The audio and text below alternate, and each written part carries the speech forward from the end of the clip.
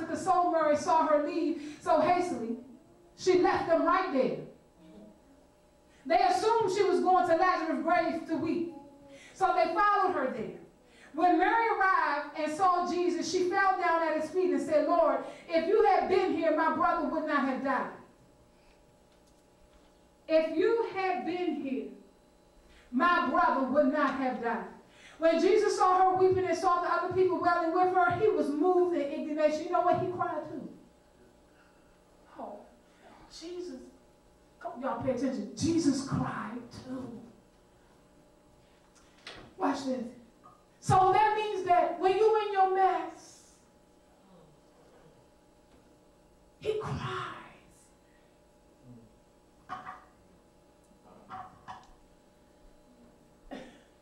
It hurts him when you're in your mess. Y'all hurt his feelings. Watch this. Oh, it's good. When Jesus saw her weeping, we did that. They told him, Lord, come and see. Then she wept. The people who were standing nearby, the people who were standing by, see how much he loved him. But some said, this man healed the blind man. Why couldn't he keep Lazarus from dying? And see, that's what the people on the outside start doing, putting negative stuff in your ear. See, if she did this, then why she couldn't do this? If he did this, then why couldn't he have done this? Now, it don't matter. See, I don't need to tap into the negative part about it. I don't need to get all into, every time you get on the phone telling me about something, you telling me about them. Not about you. It's always about somebody else. Now, watch this. And again, Jesus replied, deeply troubled. Then they came to the grave. It was a cave with a stone rolled across its entrance. Come on, follow me. Wake up, Joe. He said, roll the stone aside, Jesus told him. Now watch this.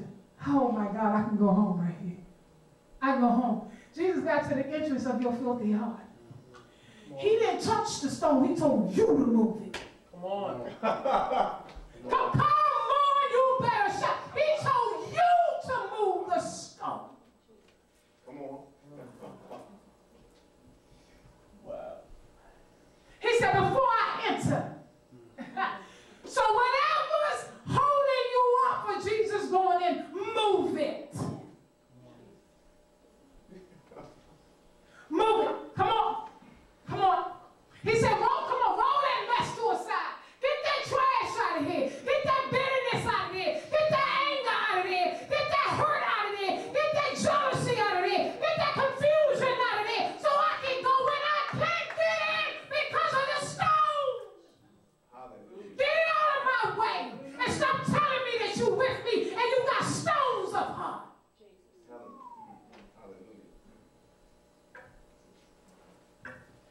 Good God from Zion, roll that trash out of my way. You keep calling me to the grave. Jesus, come. Every time he show up, the stone's still there.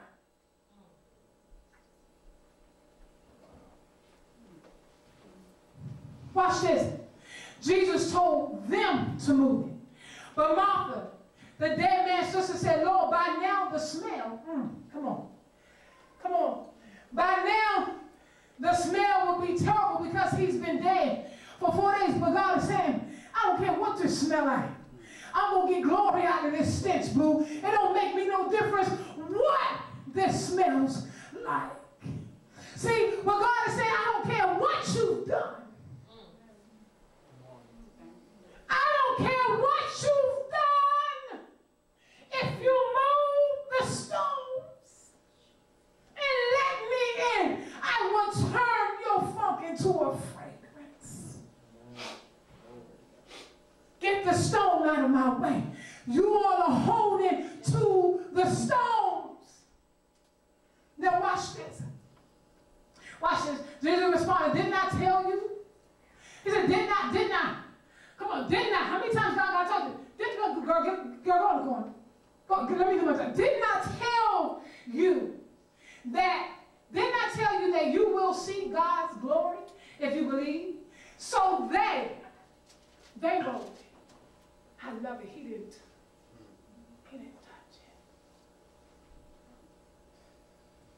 So they rolled the stone aside. Then Jesus looked up to heaven. He didn't look to his mother. He didn't look to Father. He didn't look to son. He looked up. After you roll the stone, look up. Look, stop looking to the prophet. Look, roll the stone and look up. God will speak to the prophet. Roll the stone and look up. Stop looking to the pastor. Roll the stone and look upwards. Good God from Zion. Oh, come on, help me, Holy Spirit. Now watch this. So they rolled the stone. Then Jesus said, look up. Then Jesus looked up to heaven and said, Father, thank you for hearing me. See, he already confirmed that. I obeyed you, so I know you got to answer me. I'm doing what you tell. Thank you in advance for hearing me, because it's done. Yes. It's already done. He said, Father, thank you for hearing me. You always hear me. You always hear me. He said, but I said it out loud for the sake of these people standing here, so they will believe you sent me. Then Jesus shouted, Lazarus, come out. Watch this. He said, Lazarus, come out. You notice he didn't say death, because he had authority over death. He spoke to life. He said, life, come out. Lazarus, come out of death. He called Lazarus out of death, not death out of Lazarus. You all are talking to death. You're bathing death. Call yourself out of death, not death. Not death out of you. Watch this. Watch this. Then Jesus saw Lazarus come out, and Lazarus came out bound in grave clothes. His face wrapped in a headcloth. That's how you look. That's how it looked. Everything. Jesus told them, everything. When you came after they rolled the stone, and everything that was in that stone was wrapped around you. It was wrapped around your head. See, death bounded his thinking. See, death bounded his breathing. Death bounded his walking. Death just put him to sleep. He couldn't move. So once he got out, oh, Jesus said, come up, Lazarus, come up. So once he got out, then Jesus said, then unwrap him. Free him. Untangle that garbage off of him. Because it's gone. Oh, my God, from Zion. Oh, my God, from Zion. Only someone who God has given authority can call death out.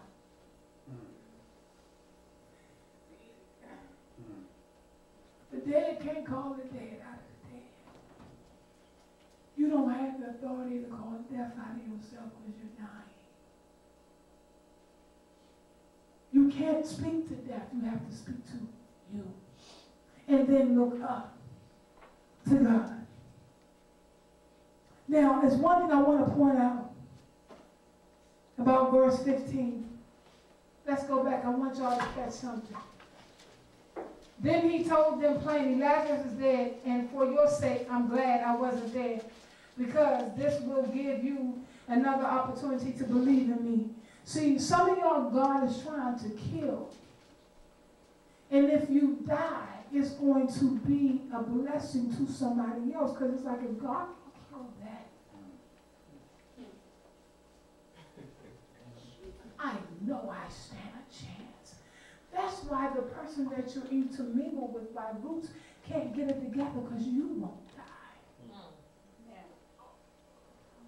You're multiplying. You're connected. You're feeding off of each other's roots. You're not healthy for each other. Watch this. Verse 15, Jesus wanted to travel to Bethany because he knew already that Lazarus would be dead. He knew already that Lazarus would be dead. This is where I want you to point to. He knew already that Lazarus would be dead. So he didn't go because he was waiting for him to die. Wow.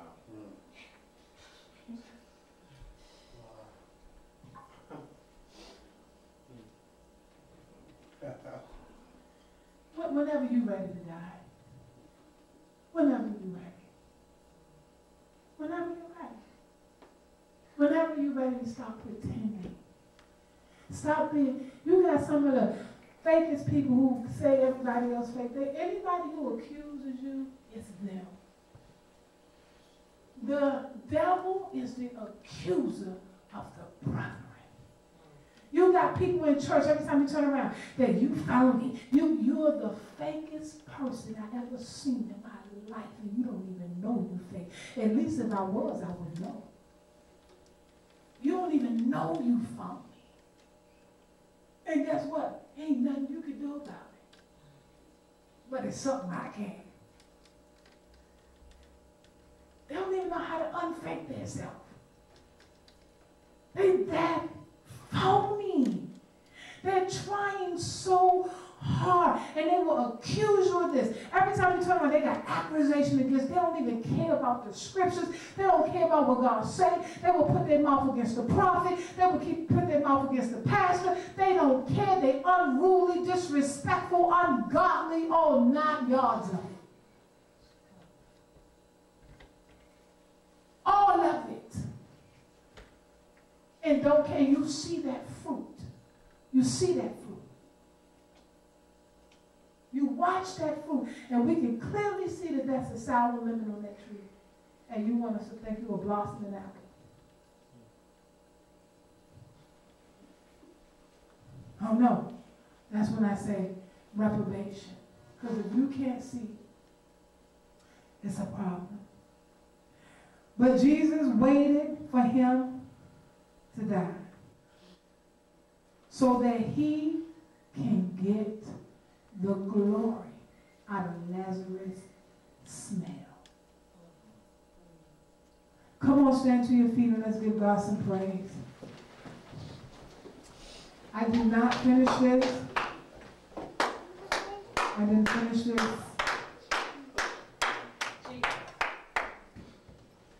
I did not finish this at all. I did not finish this at all.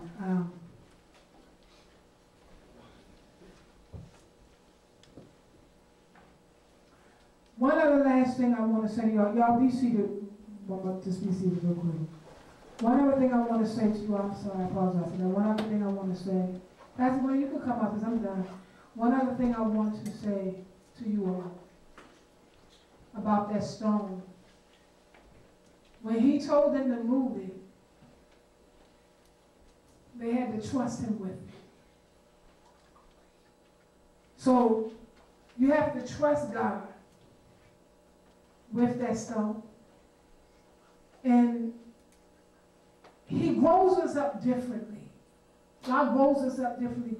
No, your way of spiritual life is not the same as mine. Your path is not my path. He grows us up differently. But what I'm saying to you is I can tell if you're at least on one. You got it? You don't have to be where I am. Stop trying to run somebody else's race. But I can tell if you are at least on a path. By attitude and by fruit. I mean, just small things. It's no way you was huffing and puffing 5 minutes ago when you came in here and you straight. You are faking. The enemy beating your brains to pieces. And we know it. Instead of you falling out on the floor here and saying, Father, forgive me, what must I do to be saved? Because I'm still ain't saved. I need to be saved. Salvation is every day. I need to be saved from this. What must I do to be saved?